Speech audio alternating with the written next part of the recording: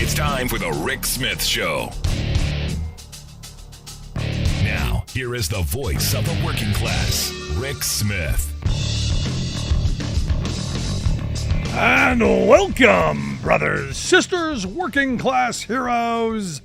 This is the Rick Smith Show. Thanks so much for being here today on the big program. Lots to get to, lots to talk about. Trump's at it already, not even president. And the lies, the fantasies, the fabrications, the BS already beginning. Because evidently, what we're hearing, what's been reported is Donald Trump. It's been reported that Trump spoke with Putin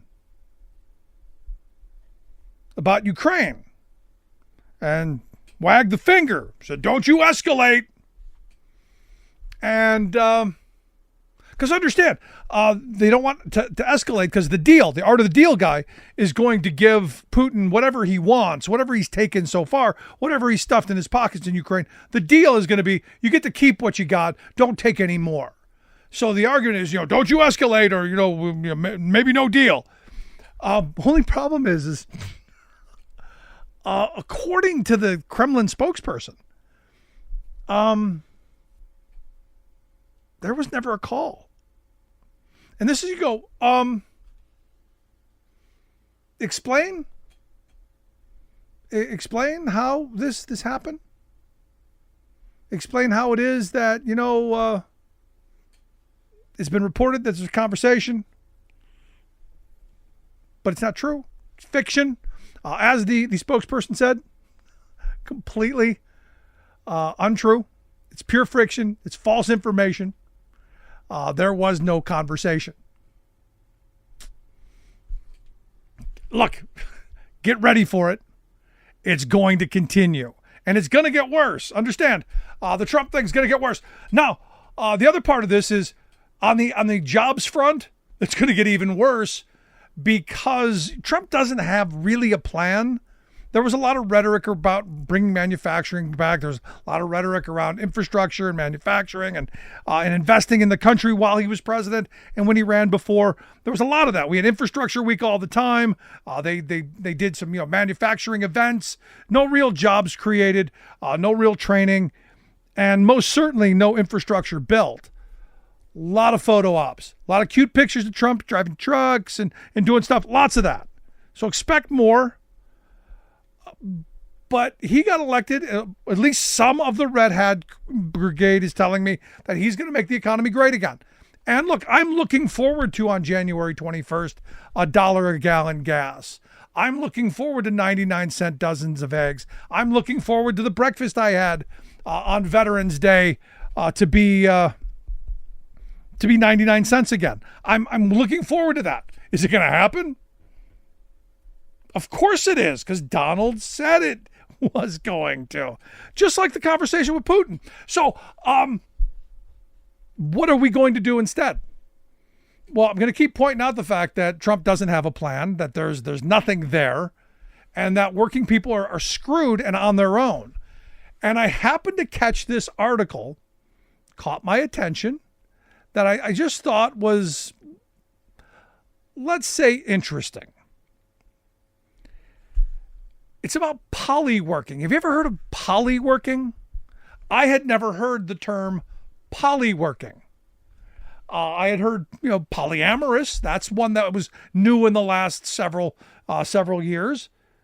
That means having relationships with multiple people. This is having multiple jobs. Polyworking. And as soon as I read it, I couldn't help but remember back to the W. Bush years. There was a town hall. It was during a campaign. There was a town hall. A woman stood up and she said, I work 3 jobs. And she was about ready to go into how difficult her life is, how she's struggling to make ends meet, how, she can't put food on the table, how she needs to work these 3 jobs just to survive, and how a generation ago, a family could get by on 1 income. But he cut her off masterfully. Give Bush credit. He had the ability to read people and cut them off before they got to their point, which as soon as she said, I work 3 jobs, he goes, that's fantastic. That's good on you. That's uniquely American. And I'll never forget that comment. That's uniquely American. And it is, because we're the ones who are trying to cobble together an existence. Because hooray, we're on our own. There's no assistance from our government. There's no assistance by corporate America. We're just used and abused and pushed to the side. And look, this is the natural progression of what's happened as we've allowed labor law to be destroyed, as we've destroyed labor unions, as we've weakened the protections for workers, as we've pushed more workers into the gig economy, as we've done all these things that my grandparents' generation would have never allowed. We now have polyworking. And or the other one is you have a portfolio career. Yes. And the idea is, on a certain level you go, well, you're taking on different tasks, you're learning new stuff, and it's good for professional building, you're building new skills, your growth in professionalism. You're giving yourself multiple options, you're networking, you've got autonomy and flexibility, all this stuff. You're encouraging your creativity, polyworking. And you go, no, you're just working a lot to make ends meet. They go, one of the questions they ask is, why is polyworking so popular? Well, the number one is to increase income. No, we used to call that moonlighting. It was viewed very badly because, you don't make enough money with your one job to afford to live. What? You had to send your wife into the workforce? Now we're talking about sending our children into the workforce. And it's because of the policies put forth by our corporate sponsors, the policies that Republicans have been hell-bent on and Democrats in a lot of cases have gone along with. And we as working people have continued to vote for the wrong people. And here we are again. Donald Trump is not going to be the savior of the working class. Wages are not going to go up. Prices are not going to come down. And I'm going to keep going. When's my buck a gallon gas? Because I got to get something out of what's coming, especially if we're going to have to work multiple jobs to make ends meet. Now, look, a lot of us have had sideline gigs that we've done for years. We didn't call it polyworking. It didn't have a cute name. We didn't have portfolio careers. We hustled a little bit to make ends meet or to get something extra. We worked those extra jobs so that, we could buy a boat or some kind of, addition to our lives, not for basic living necessities. Right now in this gig economy that we're pushing towards, everyone's a corporation, everyone's their own CEO. Well, this is what we're going to get. And the question is when do we push back? Because I know it's being sold to us as this great thing. Oh, it's the latest novelty. It's the latest craze. Everyone's doing it. There's even a how-to on how you can do it. You be introspective, evaluate your options, create a plan, grow your network, evaluate your plan, update your personal brand. Most people just want to go to work, put in an honest day's living, and support their families. And the sad reality is, conservative politicians, corporate economists, and the people who have brought us all of the tax cuts, all of the deregulation, all of the union busting of the last 5 decades are the ones who are now back in control. And it is going to get worse. So congratulations, folks who voted for Trump. We will remember. We're still looking for that $1 a gallon gas and the 99-cent eggs. But at the end of the day, this administration that's going to be coming in 2025, they don't have a freaking clue. And as I've been saying, the solutions will be in the suffering. Want to hear your thoughts? Email me, rick@thericksmithshow.com. Quick break. Right back.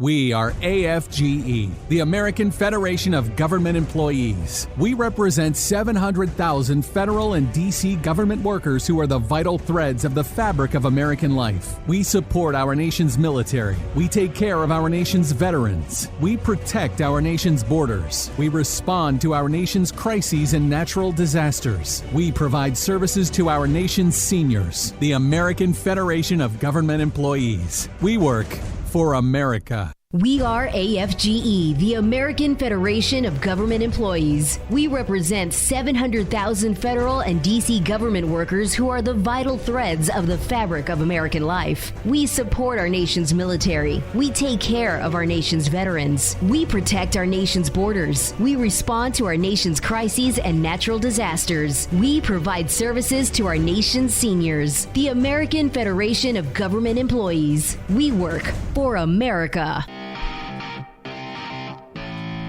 Welcome back to the Rick Smith Show. Now, here is Rick Smith.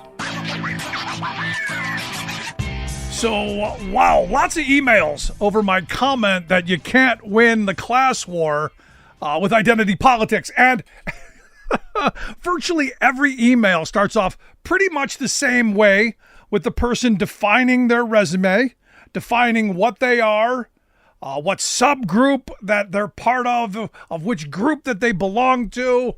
And this is one of those things where my only response is that I'm sure Jay Gould, the guy who's famously attributed with the quote, "I could pay half the working class to murder the other half."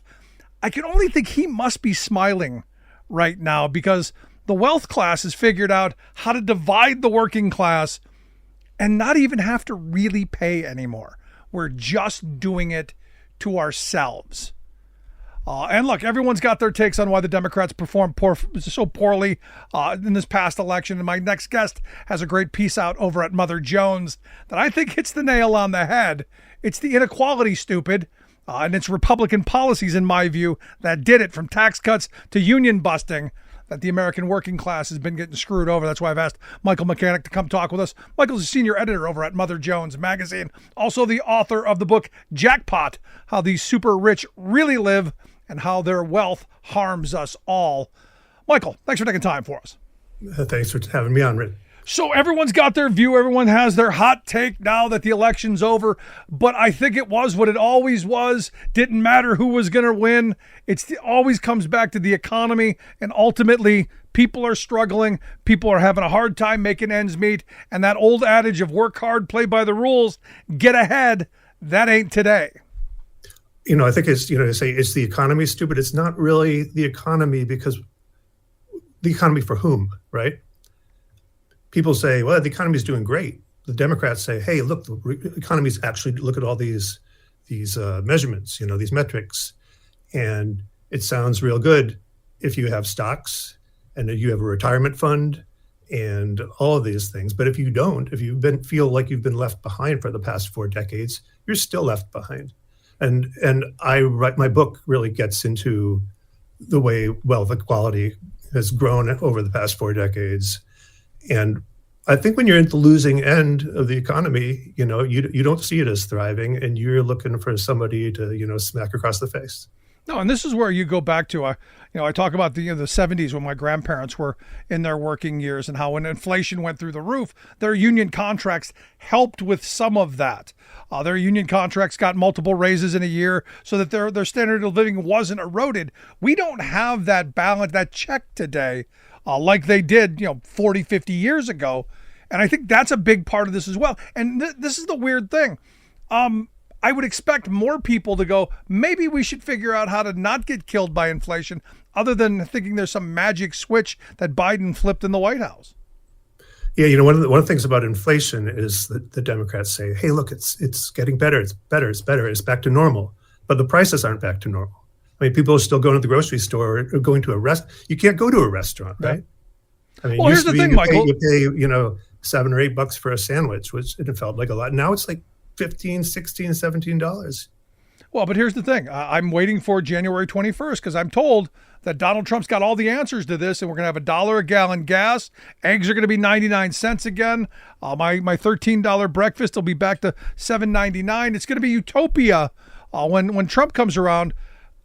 And all he's promised us are more tax cuts for the wealthy. And your article, your piece, points out that this is kind of what got us where we are.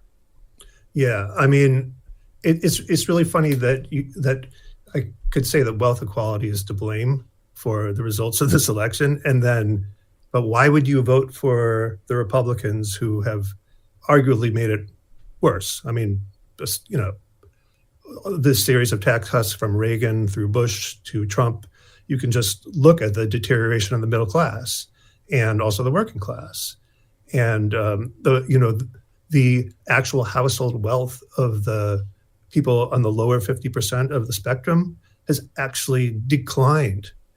The average household wealth right now, $660 for the bottom half of the population. There are pairs of sneakers that go for well over that. And it's just sort of, it's a slap in the face. You feel like you can't get ahead. I don't think you're going to be real amenable to even, a Democratic campaign saying, oh, we're going to help you out. Well, to what degree were we helped out last time when Biden came? He was going to tax the rich. That didn't happen, right? And, to be fair, he tried to do a lot of things. Yeah. But he got shut down. But, the thing is, when you're trying to sell yourself to the voters, you can't sell yourself with that much nuance, because most people aren't really, hyper politically aware and following every little twist and turn and detail. And they might be sort of checked out and they hear Donald Trump saying the economy is a nightmare. And for them, it is a nightmare. Yeah, but here's the thing, and I hear people say, well, the voters are ignorant and they don't know. I think they do know something. I don't think the populace is ignorant or stupid. I think they're over misinformed, and I think they get their information from people who don't have their interests at heart. I think we've got a massive right-wing media in this country, a corporate media in this country that has a message that they want to sell. And we have bought it hook, line, and sinker in every way, shape, and form, because we're not talking about this mass inequality that's been growing for the past 50 years. And, for me, that's the frustration of doing what we do here, because that was the point when we started this program nearly 20 years ago. It was to add some balance to the airwaves and say, look, we as working people are getting screwed over. It's everything that went wrong with this election is what we've been talking about the last 19 years. Because we've been sliced and diced and pitted against each other, when the one thing that unites us is we all want to make a decent living, put food on our table, keep a roof over our heads, and have our kids have better opportunities. That's a unifying message. No, that's right. And I don't think, just to be clear, I don't think voters are stupid. I do think that they are lied to. And I feel like when you are struggling to get food on the table and you're working several jobs and you're stressed out financially and you're working paycheck to paycheck, you probably are a little bit, you're thinking about just kind of keeping things together and less about all the nuances and going down the rabbit holes of, what's actually going on. So I think it makes you somewhat susceptible to some of these, weirdly populist messages from the right. And also just there, I think over the years we've seen, you've probably heard a lot, both the parties are the same, right? Nope. You hear that. I hear it all the time. It's not true. It's not true. But when like I said, if you feel like the economy's not doing you well and the Democrats are telling you you should be happy because the economy is doing great. Well, you don't see that, and you're going to feel like, what have you done for me lately, pal? No, absolutely. And this is where Democrats did have a hard time with the inflation. And you could make the argument that, the U.S. did better than the rest of the world. If you can't put food on the table, if you don't feel comfortable, it's not going to matter. So Democrats did pay the price. And I don't think it had anything to do with Kamala Harris. And I don't think it had anything to do with the Biden dropping out. I think this was naturally going to be the anger of the American consumer, because we've been sold this idea that we're consumers first. I think that was just the anger of eggs being more expensive, and that's what matters. And I think that's a problem as well. But the Democrats just didn't have the ability to reach out with the message, and I think that has everything to do with the mass saturation of right-wing media. Yeah, I was looking at some of the numbers of the exit polling. I mean, 70% of the people who voted for Trump said the economy was doing poorly. And Harris actually won among families with incomes of 100,000 or greater. Now, what I would actually love to see is how it breaks down by wealth, because income, you can make a middle income and live okay, but you're not saving anything. You don't have the college savings. You don't have the retirement savings. You don't have that sort of, money to give to your children. You don't have that equity, right, in the society. And the share of the national wealth has just plummeted for the people on the bottom end. Yeah, and at the end of the day, as we began today's program off with, the reality is people are working multiple jobs just to stay in place. It used to be you could make a living on one income. Then we had the two income. Mom and dad had to go to work. The last several years, we've been destroying child labor laws. So now we got to get 3 incomes into a household. So you're right. People are naturally angry. They're struggling. But again, I come back to the policies. Harris, the Democrats in Harris, they had some policies going, hey, we're moving in a direction. Trump didn't have any of that. Right. We're going to give tax cuts to rich people. We're going to keep doing that. And as you point out in your piece, look, we've been doing that for decades. Go back to Reagan in 81 and 86. W cut taxes twice. All of these tax cuts didn't trickle down to you and me and to working people. They just made the wealthy wealthier. Right, and they sell it every time. They sell it. It's it's going to boost the economy. There's going to be more money. You know what happens when you do those tax cuts? Like I wrote about this with the Trump cuts. The companies that got all this, they really lowered the corporate taxes. The companies spent that money on stock buybacks, which are really bad for the workers. They're bad for even like the common shareholders. They enrich the executives and the major stockholders pretty much. Yeah, and you go back to the Reagan era, since you brought up Reagan, they were illegal until Reagan. It was illegal to do this. It was market manipulation, and they made it was illegal. And Reagan said, no, this is a good place for it. Because we give these tax cuts in the hope that corporate America is going to use them in a way that does eventually trickle down. Higher wages for workers, better benefits, better equipment, larger capacity, more investment, all kinds of those things. But as you pointed out, the investment that they're making is in themselves and enriching themselves and lining their own pockets.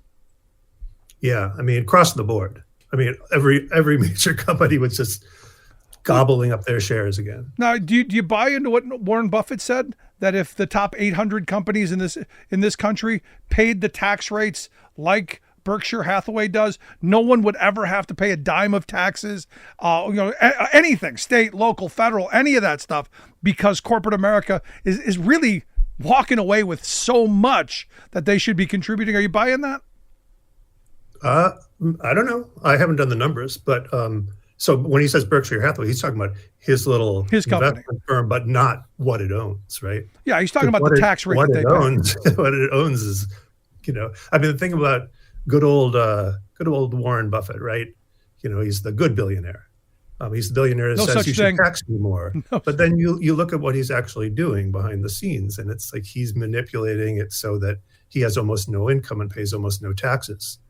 He's doing what his family office is doing, all this stuff. The family office is, by the way, most people don't know what it is. I wrote a book about wealth. Family office is basically a firm that extraordinarily wealthy families start just to manage their own finances. That's how big these folks are. No, and this is what the average person doesn't gather. They see someone like Elon Musk jumping around like a goofball on stage, now the most powerful man in the world, and they think, wow, look at him. I want to be rich like that. Understanding it's never going to happen. No, the rags to riches stories are fetishized in our society. They are very, very rare, right? It's very hard to move from one wealth quintile to the next, and it's certainly hard to move from the bottom to the top. It almost never happens. Yeah, and it's actually getting worse. So the question I have with you, Michael, is where do we go from here? All this stuff that we've laid out, all the information that you've given us, does it get any better? Because I'm a believer in, unfortunately, the only time things change for working people is when things get so bad that there's no other choice. The phrase that I've been using is the solution is going to be in the suffering. I think the solution is going to be when people, we're going to see what happens, right?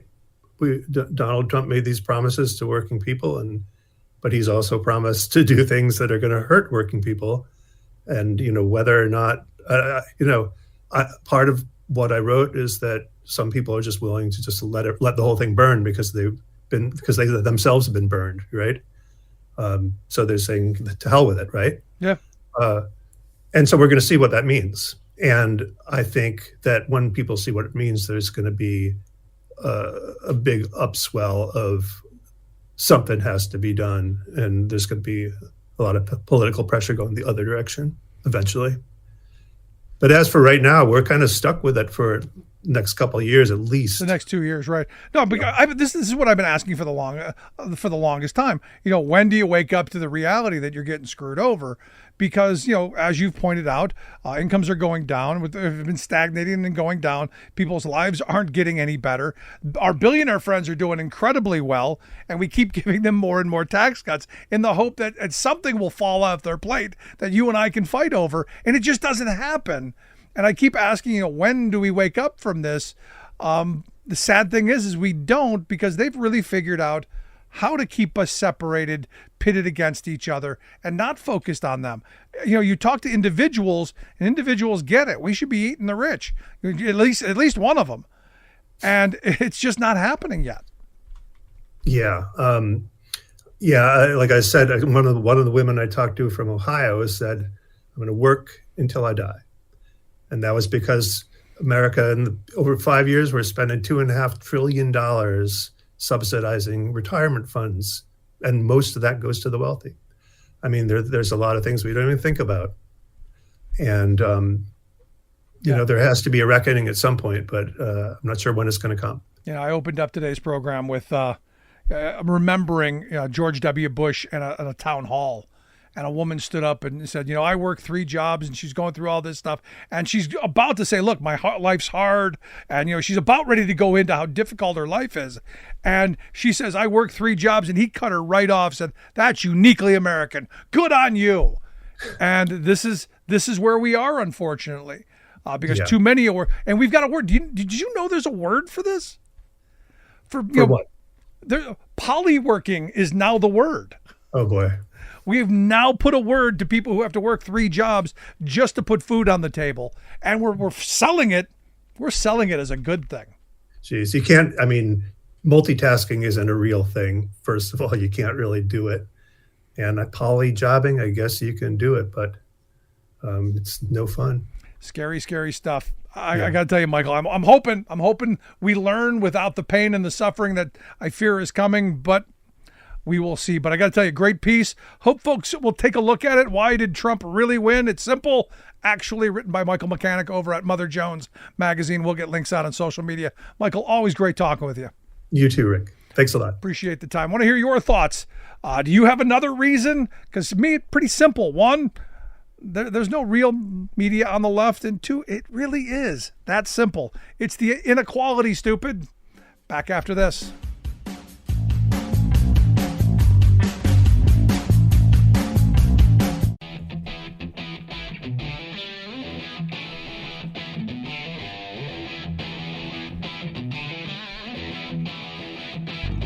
Welcome back to the Rick Smith Show. Now, here is Rick Smith.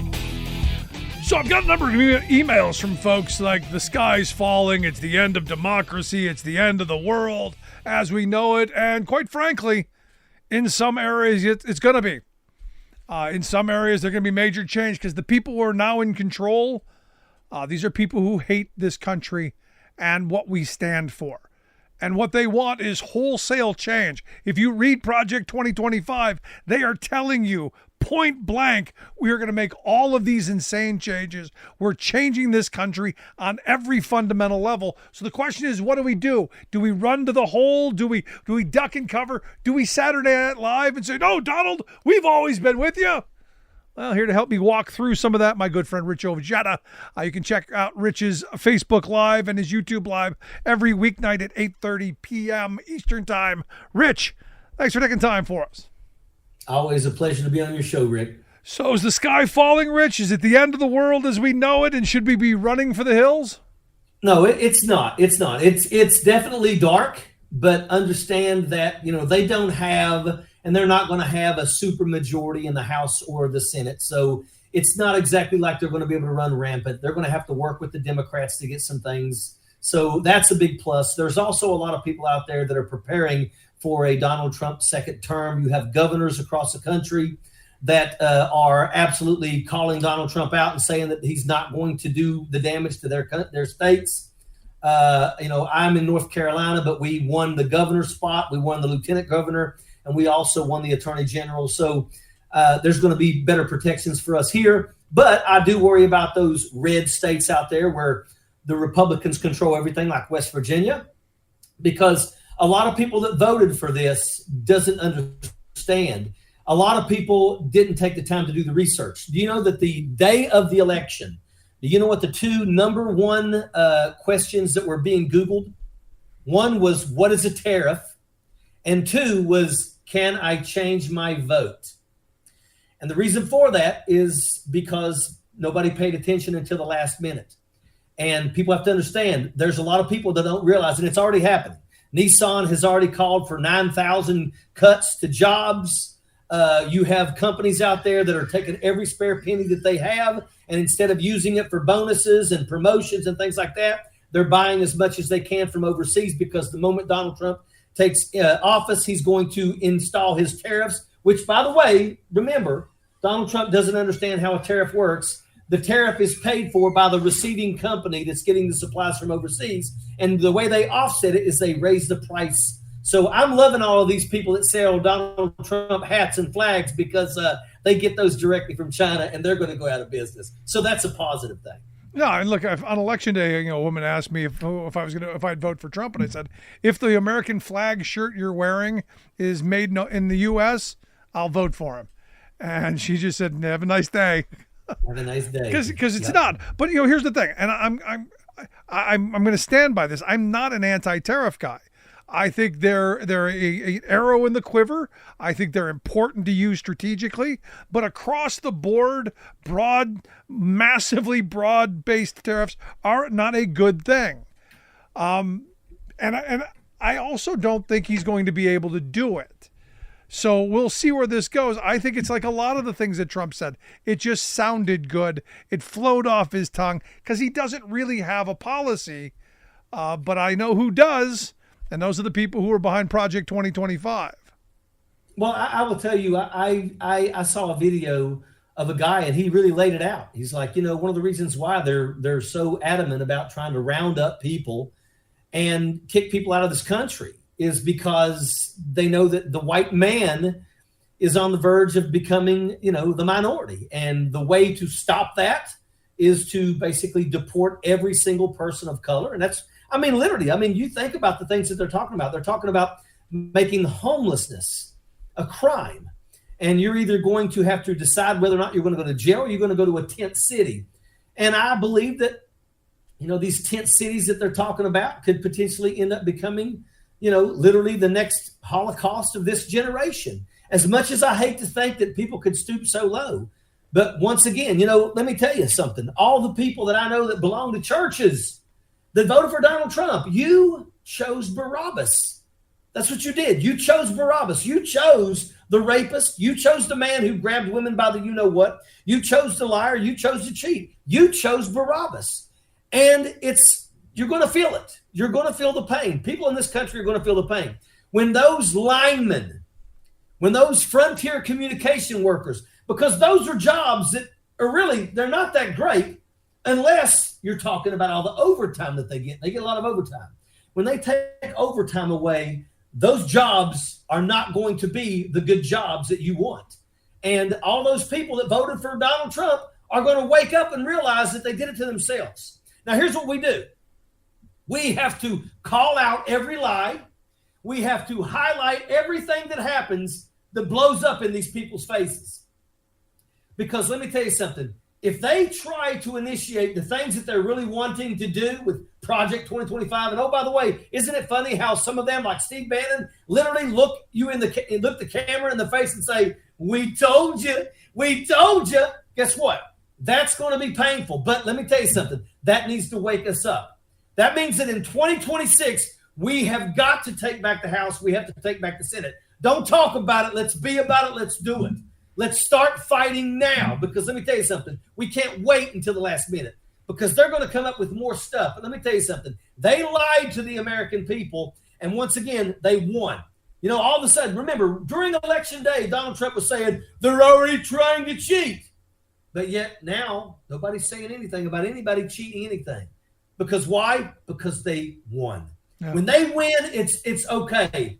We're going to, rush real quick to make sure that they see what a peaceful transfer of power is. But make no mistake about it. If you think Donald Trump will go away in 2028, you better think again. I will tell you, Donald Trump knows that the moment that he is no longer the president and he can no longer be the president, he's going to face justice. That's what's going to happen. They're going to push all his crimes to 2029. And if you think Donald Trump will go quietly in 2028, you better think again. But once again, that's why we have to fight. We have to take back the House. We have to take back the Senate and make sure that in 2028, Donald Trump is absolutely not running for office and we win.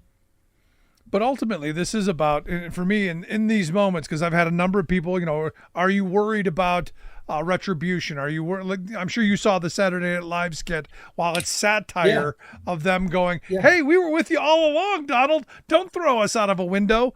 Now is not the time to cower. Now is not the time to hide. Now is the time for good, decent people to stand up, be seen, and speak out to the atrocities that I think we're going to see. And as I've been saying, the solutions are going to be in the suffering and in the savagery. And right. Unfortunately, we have to relive portions of history. We're going to have to do some of the things that have been done in this country before. But hopefully we're paying attention. Yeah, my thing is hunker down. But I'm going to tell you this.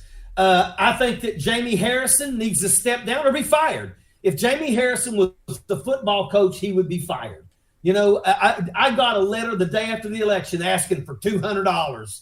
Don't you dare send anything. It amazes me, a guy that the Democrats put about $170 million behind to defeat Lindsey Graham. He got beat, and they gave him the DNC, and he ain't done nothing but lose. And it's just, come on. Let's put some people in there that know how to fight. Let's go ahead right now and just realize, I don't care how amazing the person is. Marcus Flowers 2 years ago ran the best race in the country. And 15 minutes after they closed the polls in Georgia, they announced that Mars, the Trainwreck Green, was the victor. You know why? Because no matter that he raised $30 million, no matter he was the best candidate in the whole daggone election, nobody is going to beat a white person in that district. A person of color cannot win there. A person of color cannot win in Eastern Kentucky, cannot win in Southern West Virginia. So let's just be upfront and honest. There's places in this country that will not elect a woman. We need a smart white guy to go after Mars, the Trainwreck Green. That's what has to happen. That's what has to happen. And I hate to say that, but that's reality. And until we accept reality and start dealing with it, we're going to continue losing. And I say no. I'm not going to send another penny to any DNC or DCCC as long as they continue to leave these people in there that don't know how to fight. No, I'm right there with you. This election was, everyone fell in love with Colin Allred. And, I said from the beginning, so what do you think about him? I think he's an interesting guy. I don't think he stands a snowball's chance, but I think he's an interesting guy. And Why can't we find somebody in Ted Cruz's area that's intelligent and is white that can beat him? It's almost embarrassing. Ted Cruz is the guy that ran to Cancun when his people froze. Ted Cruz is the guy that hid in a closet during January the 6th. And I have served in the military with a lot of people from Texas, and they will fight you over anything. And they literally allow the biggest worm in the state to represent them in the Senate. Wake up. We got to find people to defeat these folks. The Republicans are out there finding people to win in these areas. And, of course, they're pulling out all the stops. And it's going to require good people to get off their backsides and throw their hat in the ring. Also, I believe it's about media influence. It's about infrastructure that the left and Democrats don't have. The reality is that, and I've been banging this drum for 20 years now. It seems to be where now some on the left, some in the Democratic establishment are starting to think maybe, possibly, But you got to build some infrastructure to compete with the misinformation machine on the right. Well, but that's the thing. We got 2 years. We got 2 years, Democrats. Let's not wait until 18 months from now. Let's start today. Let's start tomorrow, and let's get this ball rolling. Because at the end of the day, once again, we're going to call out every single lie. Jim Jordan could not even answer the questions. He's sitting basically just tap danced around, when I think Dana Bash asked him about, this rounding up of people. They don't even have a plan. They have concepts of a plan. They're not going to replace Obamacare anytime soon because they only have a concept.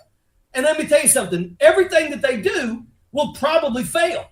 Yeah, but here's the thing. Here's the thing, Rich. I don't think they're going to replace Obamacare. I think they just want to destroy it because what they want is a pay or die system.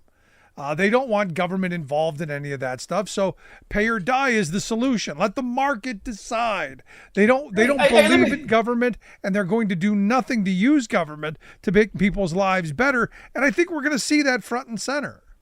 Hey, look, you know what? If that's the way that it goes and they want to destroy the things that people need in this country, that's okay. That's okay. If we lose everything, that's okay. Because there will come a day. There will come a day when somebody finally says, this is it, and we will eat the rich. And again, I go back to what I said a minute ago. The solutions will be in the suffering. When it finally comes for us, like the Pastor Niemoller quote, when they finally come for us, maybe we'll spring into action. But I think we have to go through this. And I know I'm going to no, I shouldn't have. No, I think as a country, we have to go through this again. We're going to have to.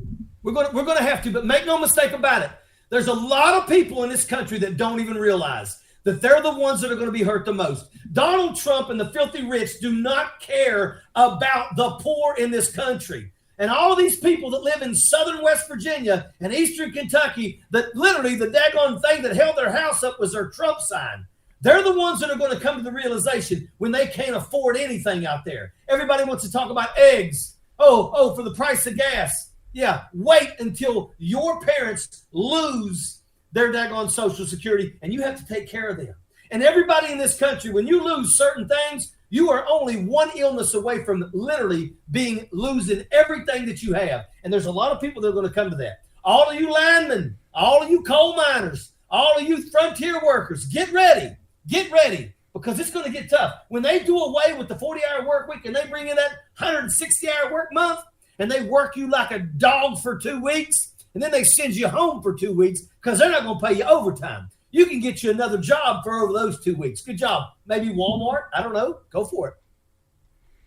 We've got interesting times ahead, don't we? Yes, we do.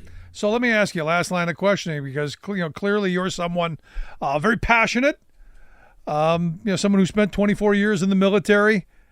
What do people do to protect themselves? Because in this moment, there's a lot of people who are afraid that there will be retribution, not just by Trump and the administration, but by the red hats and the Trump supporters, because I'm seeing a lot of that as well.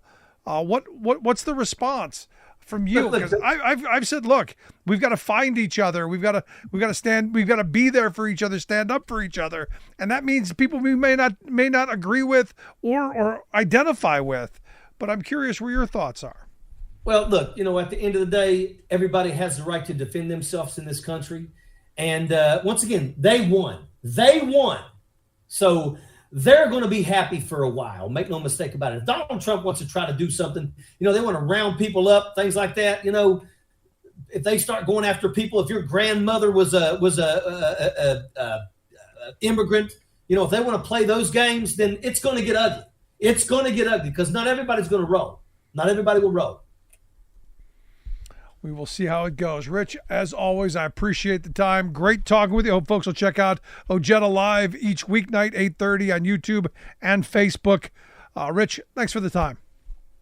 Anytime, Rick. Always a pleasure. Our good friend Rich Ojeda. I want to hear your thoughts. What are you going to do? If all of this stuff does happen, and we don't know that it's going to, it's campaign rhetoric, but if it does, which side are you on? Want to hear your thoughts? Email me, rick@thericksmithshow.com. Quick break. Right back.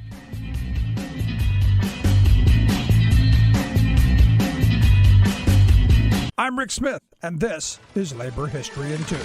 On this day in labor history, the year was 1995. That was the day that healthcare workers in Calgary, Alberta, Canada, walked off the job in a wildcat strike. Budget cuts in Alberta, under the leadership of Premier Ralph Klein, had hit healthcare particularly hard. A massive restructuring plan called for deep cuts, privatization, and reducing services. As part of this trend, the Calgary Regional Health Authority had decided to contract out the work of 120 laundry personnel. The workers were members of the Canadian Union of Public Employees, Local 8. The laundry workers walked off the job in protest. Soon, they were joined in solidarity on the picket line by housekeepers, orderlies, nurses, and other hospital workers. 8 hospitals across the city were impacted by the walkout. Community members joined in and marched on the picket lines, frustrated by the government cuts. Twice, the Labor Relations Board ordered the workers to go back to their jobs. Twice, the workers refused. The strike spread to Calgary, where more than 2,500 healthcare workers walked off the job. In Edmonton, workers stood ready to strike. Talk of a general strike began to circulate. In Calgary, the union met with management for a 19-hour marathon bargaining session, and the 10-day strike ended. The health authority agreed to wait 8 months before contracting out any labor. Workers were given severance packages, and the government stopped any further cuts to the industry. But the settlement did little to appease the dissatisfaction of the healthcare workers.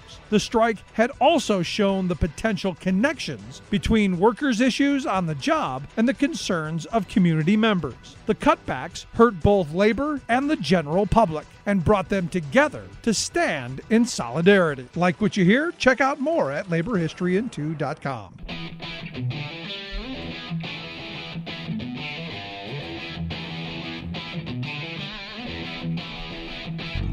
Welcome back to the Rick Smith Show. Now, here is Rick Smith. You know, as I've been saying, the solutions will be in the suffering. The savagery that comes out of the Trump administration will be its undoing. Understand that it's going to hurt more than just those people. And, you know, on Veterans Day, my son and I had breakfast at a local diner, and there were a lot of folks who were of the Vietnam era, and they were having a group breakfast, and I was listening to their very loud, boisterous, because they want to be heard. All Trump supporters, all red hats, all, you know, talking about how it's going to be great when Trump goes after you name the group. And as we've been saying, look, the cruelty is the point. You could hear in their voice the glee of the suffering that they know that will be placed upon you. You name the group.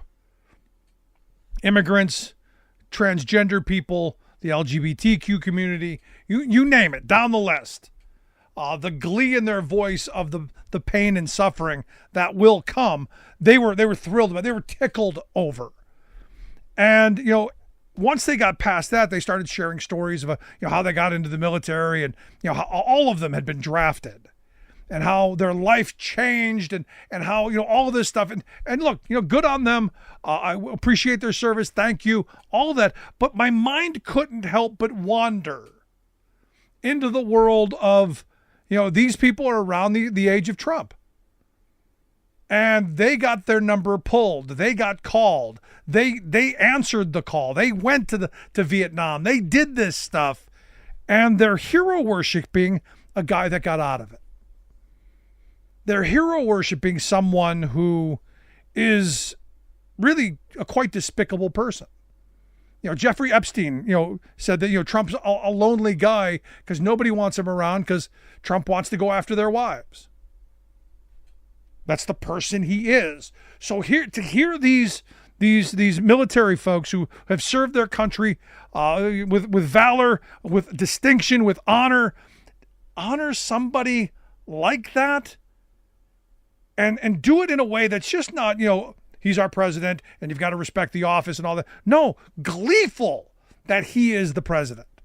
Would follow whoever he appoints to take them into the nation's capital again to do another January 6th. And it really kind of struck me that it doesn't matter It really is about the suffering. It is about the cruelty. It's about the mean-spiritedness of the politic that they ascribe to. And I got to be honest, I struggle with it because we're better than it. And my mind started again, because I get into these situations, you go, okay, how do you react to this? I wanted to go and talk to this large group, but we go to this restaurant often, didn't really want to cause a riot. Because as Rich pointed out, Trump and Project 2025 is going to be going after those guys. The people who have retiree benefits from their service, who have disability from their service. Right now, they get both and have gotten both for as long as I've ever known. The talk now is, no, we're going to have just one. So my mind couldn't stop wondering what happens if Trump gets his way, a Project 2025, which we now know is the Trump plan. They're now open and honest about it. Stephen Miller is going to be the guy who probably is, maybe they changed their name, America First or some, what is it? Act 47. It's still the same bad policy. It's the same horrible writing. And the reason I fear the moment that we're in now is in 2016, nobody thought Trump was going to win. So the machinery, they didn't plan. The right-wing machinery, the corporate lobbyists, the people who, the K Street folks, the think tank folks, all those people, they've put all of their time, energy, resource, brain muscle, all of that into this moment. Because this is wet dream time. This is where we all get ponies if you're on the right. This is where they all get everything that they've ever dreamed, and they get to punish everyone that they've wanted to punish. And I couldn't help but think as I was listening to these guys that they're on the list too. Now, granted, they're further down the list, but they're on the list. And depending on how fast Trump and company work to get through Project 2025, because look, there are some, they're going to go after immigrants on day one, that. They're going to go after the transgender kids, on day one, that. They've already told you that's what they're going to do. But eventually they're going to come after veterans. Eventually they're going to come after the protected class. Because they want more, and they want it all. And this is where, as someone who believes in the power of the working class, because I identify with those guys, they sacrificed to this country. They earned the right to be able to have a decent life. And the jobs that they have should pay them a living wage. Just as the waitress who's delivering their food and taking care of them. There is solidarity possible. But the problem is, in this day and age, solidarity is a noun. My grandparents' generation, it was a verb. It was about action. It was about doing. It wasn't about talking. It wasn't about going online. It was about actually standing shoulder to shoulder and fighting for a common good. And that common good right now still can be had, which is that American dream that I grew up believing in. That if you worked hard, you played by the rules, you would get ahead. And I point to my union contract. My union contract is very simple. You do this job, you get this pay, these benefits, these are your working conditions. This is reality. And it doesn't matter if you're male or female or gay or straight or black or white, or it doesn't matter. Nobody's special. And nobody's discriminated against. You do this job, you get this pay, you get these benefits. This is it. And on the left, they better figure this out quick. It's what I've been talking about for years. Nobody's special. There are no special little groups. My little subgroup of subcategory A doesn't get to be more important than subcategory B. We're all in this together. Should I say that again? We are all in this together.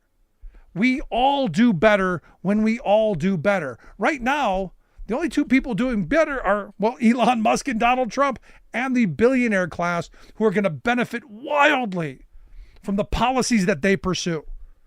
Deregulation, tax cuts right off the bat. You think of the last 50 years of the pendulum swinging to the hands of the owners. And you go, this is wrong. This is crazy.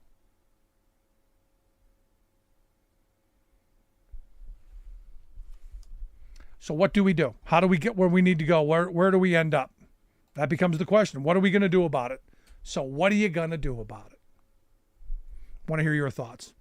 Email me, rick@thericksmithshow.com. You've got any questions or comments? I want to hear it. If you miss any portion of the program, make sure you grab the podcast wherever you get your favorite podcasts. You'll find ours. Also, freespeech.org if you want to check out the video as well. It's going to be a long road, folks, and we're only going to get through this if we stand together and we make solidarity that verb. That means action. That means standing together. That means getting together. As always, thanks so much for being here. We'll see you back here next time.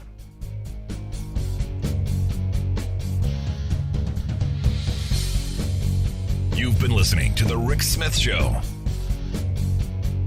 Email Rick at rick@thericksmithshow.com. Until next time, this has been The Rick Smith Show, where working people come to talk.